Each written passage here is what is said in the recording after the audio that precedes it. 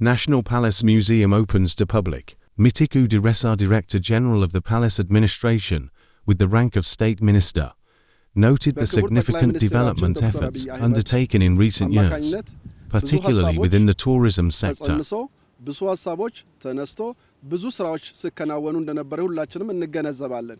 ከነዛ ውስጥም በተለያዩ አካባቢዎች የቱሪዝምን ሴክተርን ከፍ ለማድረግ ወይ ደግሞ የቱሪዝም ሴክተርን በጎላ መልኩ ለማከናወን ለማስከድ ጉልህ የሆኑ ስራዎች ሲከናወኑ ነበሩ። He emphasized that the newly renovated National Palace Museum is expected to substantially transform Ethiopia's tourism landscape. The museum will be open for visitors daily, except Tuesdays.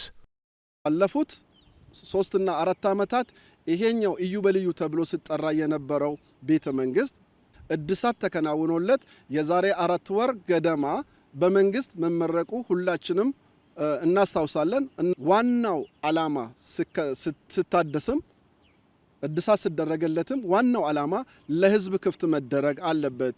ህዝብ እንደ ህዝብ ይሄንን ትልቅና በዓለምም የኢትዮጵያን ገጽታ ከፍ የሚያደርገው ቤተ መንግስት ከማየትም አልፎ ህዝቡ እንዲጠብቅና ለቀጣይ ትውልድ ደግሞ ማስተላለፍ አለበት ስለተባለ ከዚህ በኋላ ተከፍቷልና መጥቶ እንዲጎበኝ ነው ዋና ዓላማችን። The National Palace Museum has officially opened to the public following the completion of extensive renovations.